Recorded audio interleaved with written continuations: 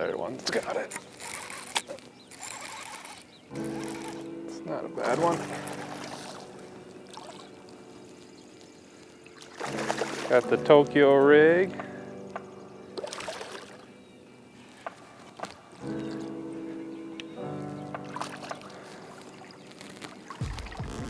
All right. He choked it. Pretty good. No weight in the way. Tube right down the throat. It's pretty cool. This little smallmouth. Basically what we're doing is just fishing a little staging area for smallmouth right now. Tokyo rig. Here in the current on the river here, it just kind of swings freely down there and kind of gives it a little bit different action than what you normally see with just a tube that's, you know, got a jig head inside of it. A little bit different look, and that tube kind of just floats freely down there. So that's what we're trying to imitate here. There's another one.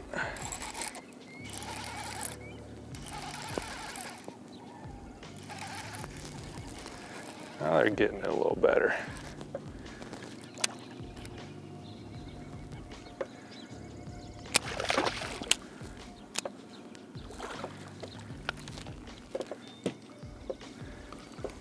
Another Tokyo rig fish, hooked perfectly right there in the snout.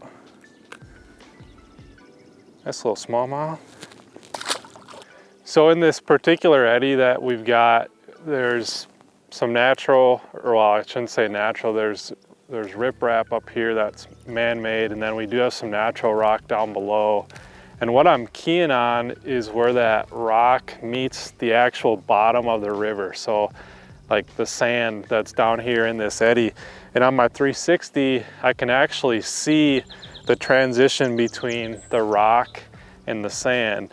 And every so often you do see a few fish marks down there, which is cool. I mean, it gives you some confidence that there's fish in the area.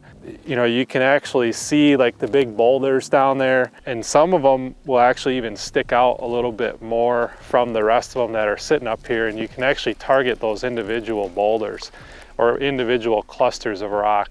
More on this side, it's almost flat sand, and then kind of right where I'm casting, there's just a small little jut out of rock, and you can see that on the 360, and that's really what I've been targeting. That eddy, the water comes down through here and back up, and right where it comes back up and hits that little jut out of rock is where those fish have been sitting. So without that, you wouldn't know that little jut out is there. You're basically thinking that it's all the same throughout this whole stretch, but it's really not. So not only are we targeting this eddy, but we're actually targeting this little jut out of rock within the eddy itself, which can be really key, kind of spot on a spot type of deal. The one thing, like the spot lock is huge for sure in a situation like this. You can see we're just able to really focus on what we're doing here and not have to worry about boat positioning. You're just simply focusing on the cast. When I'm fishing this bait, we got the eddy here and we got a little bit of current flow. You almost want the current to do a lot of the work for you. And by that, I mean, you're not really imparting a lot of action on your bait. So with this free swinging bait, that current kind of takes it and really imparts its own action. And really you can just see I'm throwing it and letting it almost just drift down in there where those smallmouth are laying. And I guess a couple key things to really detecting those bites is the type of line you're using and the rod that you're using. You want to be using a sensitive rod and a sensitive type of line. So I'm using fluorocarbon here. Really just kind of letting the current swing it down there, and that fluorocarbon and a sensitive rod is really going to allow you to detect those bites. You don't want a crankbait or whippy type rod in this situation. And really just kind of let the current do the work for you.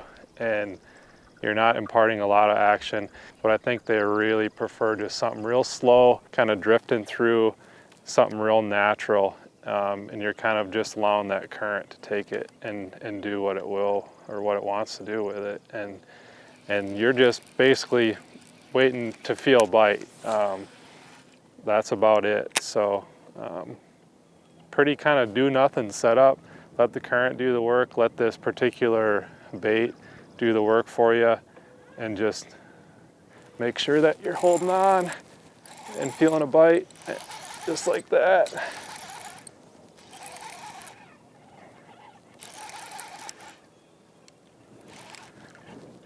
I got another nice little smallmouth here.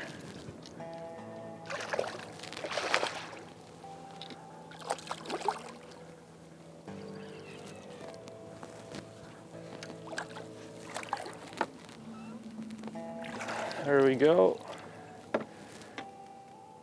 Decent little river fish.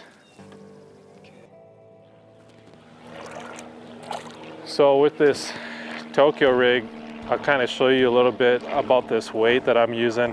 BMC has these cylinder tungsten weights. This is a 1/4 ounce.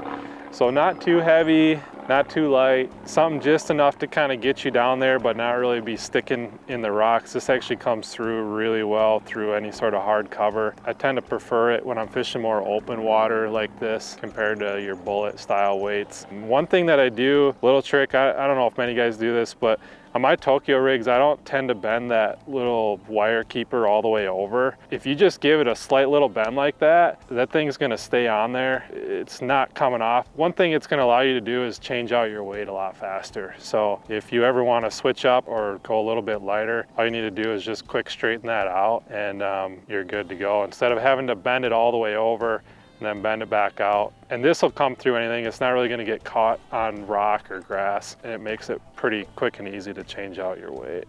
What the 360 really allows you to do is be a lot more efficient angler on the water. Without it on this particular spot, I'd be fishing this whole stretch of rock, not knowing that that sweet spot is there, and you'd spend more time doing it. And with 360, you can pull up here, scan down at once, you see the little point of rock here, and it allows you to make sure that you're making the exact cast every time right to where you need it to be. So instead of wasting casts in areas where the sweet spot isn't, once you find that sweet spot, you can make the same cast efficiently every single time.